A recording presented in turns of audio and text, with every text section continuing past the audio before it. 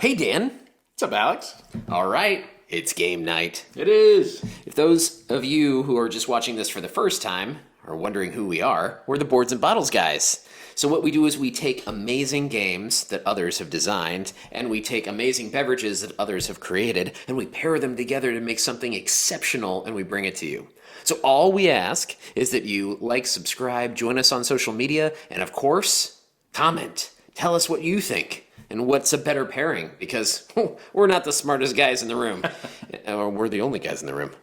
I don't know. Scary. All right. So, what game did you bring? Because I heard that you said you're bringing an amazing game new in 2024, and I want to know what it is. It is. It is. And it's been one that we've liked. We've liked this one a lot. It is none other than Apiary. All right. So, Apiary is a new Stonemaier game that's come out recently. And it is out of stock, so thankfully I've heard that they're coming back in summer with a whole other printing, and I'm going to be first on the list to get one. Yeah, it definitely needs to get reprinted. It's a solid game. Really, really cool. So, in Apiary, theme's kind of weird. Everybody kind of does like a, what? When I explain it to them. So, apparently, this is what I'm getting from my read of the fluff in there. Humans have kind of died out, and bees have taken over as the sentient species. So the bees have started to look outside of Earth to try to find where else they can colonize. Because they too have destroyed Earth. Yes. That leads us to, as you might have noticed from the cover, space bees. Of course. Of course. So this game is pretty cool. Each player is going to play a unique faction. It's going to look something like this, and there's going to be a faction tile that gets placed on this board, and it's going to give you a unique power. And there's really like 10 little spaces, including, the 3 starting spaces, right? Exactly. It's your little hive. Exactly. And as you progress through the game, you're going to get these little tiles. So there's going to be some green ones that are farming tiles, which are going to give you income when you reset. There's going to be blue tiles, which are going to give you an ability throughout the game. There's some red tiles, which are instant effects, and there's some yellow carving tiles, which are going to give you end game scoring points. What you're going to do is you're going to place these out on here, and you're going to make your little colony. Apiary is, outside of building your colony, it's a worker placement game. So you've got a giant board.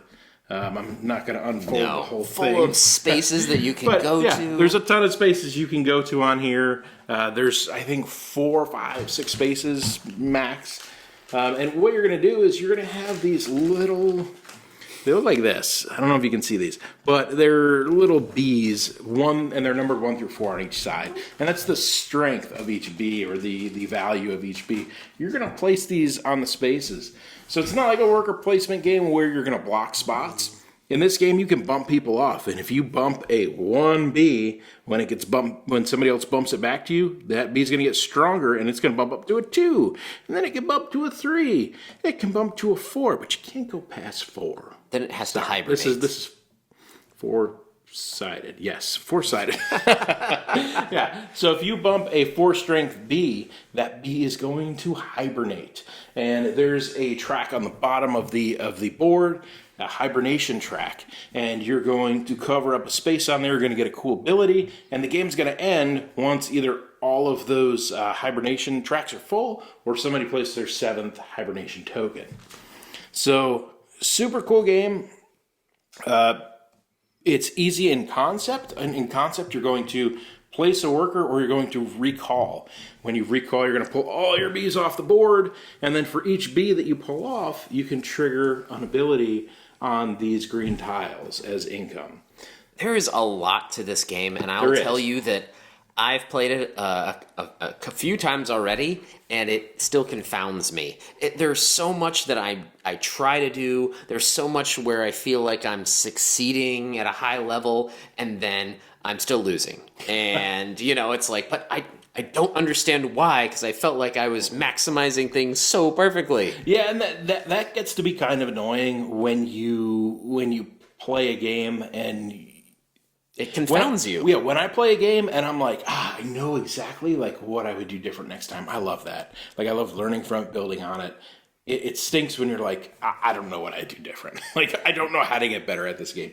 That's a little bit frustrating. And I'm not one to go on like the forums to see like how to play better. Right. Like, I like to try to figure it out for myself. And I'll say that's why I absolutely love this game, because I feel like I'm going to keep taking a stab at it and unlocking it. I will unlock it. It's just, how many plays will it take? Will I have to get to 100 before I become the expert? Or? Exactly. And there's some types of those games where I'm like, I just don't like the game enough to get to that point. Mm-hmm. This one I do like. I like what's going on. I like what's happening. So there's a couple other cool things that can happen with your board as well. You can get their little extensions to your Expand colony. Your hive, yeah. You can get those. There's seed cards that you can bury at the bottom of them.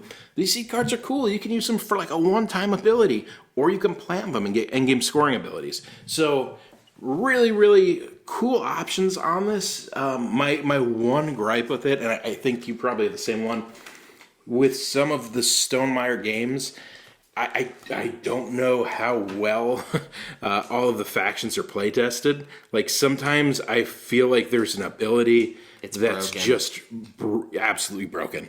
Mm-hmm. You almost have to take it out of the game. That one that it is. We played with one in our last game, and it was I think he moved up on there's a Queen's Favor track running along the bottom, and one of the factions had an ability. Anytime they get bumped, they move up like 2 or something. And it was stupid because we played with the full count. We played with 5 players. And it's like where I'm like, I'm not bumping that guy. I'm not giving him this thing. The guy next to you, he's like, well, I need to go to that space, dude. So it sucks for you. So it was basically spot the guy 25 points who had that faction. And he's the guy who didn't need 25 points, because this is his kind of a game. Yeah, he's the guy that engine builder. Crushed it. Yeah. But production value is cool. If we've learned anything from the Stonemaier games, there's going to be an expansion. They're going to clean things up with it. It's good as it is right now. It's entertaining. It's fun. Just know that some of the stuff, you've really got to watch out for those abilities, because they can be game breaking. Yeah, I agree. I do love it. It's a new game. I said definitely go out and get it, because it is so much fun. And there's dancing. Is there not dancing in this game? There is, yeah.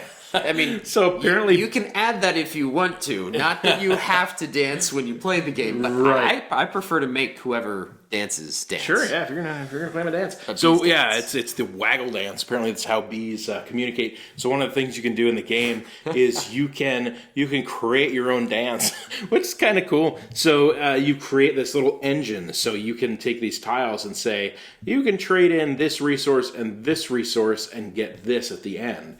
So anytime anybody uses that, you're going to move up this Queen's Favor track. So it's something where if you claim the dance first, you can be like, I am producing a ton of this water resource. I'm going to let us trade this water resource in for this other thing that I can then use here. And you can start comboing like crazy. You love to do that. I do. I'm still learning.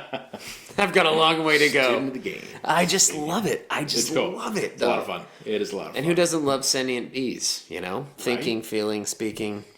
Taking over the universe. It's cool. It is cool. There is a lot of interaction. There is a appendix to it that tells you what every card, what every faction ability, what everything does. And we definitely used it. Yeah. So it's good that it's there. The symbols are good, and the abbreviations are good on here. But there is some clarification that you need, and it's all been there. There hasn't been any cases where we've been like, let's go on BGG and see what they say. There hasn't been any of that, which has been cool. Yeah. I agree. Yeah, but what could you possibly pair with sentient space bees? I'm going first because I'm so nervous that we brought the same thing. I am too. Because I just I know before game night I talked to you and you went to the same store I did, and which was problem number 1. Number 2 was when you think of bees make honey, and I said I got a beer, and I think you got a beer, and so it could be. We'll find out if it's the same one. If we got the same thing, then this is the pairing, and this is the only pairing you can ever do at this game. We're trademarking it. This is it. If it's different though, then Alex is wrong. It's the Orange Blossom Pilsner. Oh, it is different. Oh, hallelujah. There right. you go. Orange Blossom Pilsner. I've actually never even heard of this. What's So, the OBP? no. So another... Is this Dale's Pale? No, no. Tom is a guy who created this in 1988. Really? And he's stuck with the same thing. They've started to make other beers, of course, but this is his tried and true, right? Because every one of... Here, cheers. Cheers. Yeah. Every one of these cans has 2.3 teaspoons of orange blossom honey. It's very tasty. It is. Enjoyable. It tastes lots of honey. Yeah. When I think of honey, this is the beer I think of. Truly. Okay.